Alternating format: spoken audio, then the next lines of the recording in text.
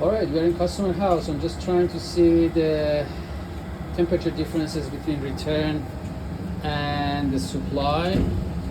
Right now, the return air is showing about, let's see, we gotta give it a time a bit.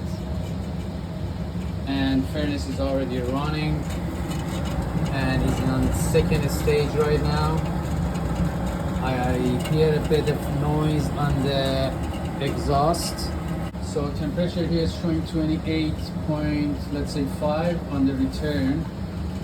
And let's see here on the supply, which is right top of the egg coil that they have. And 37, 40, 42.8. And furnace is on the second stage right now, is running by the second stage. So we got it to 58, 59, 60. Let's see where does it stop.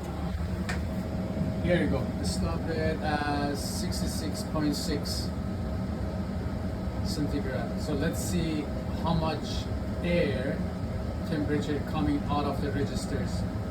Let's go upstairs. Alright, so the supply was about 28. Right on top of the furnace plenum was about 66.5.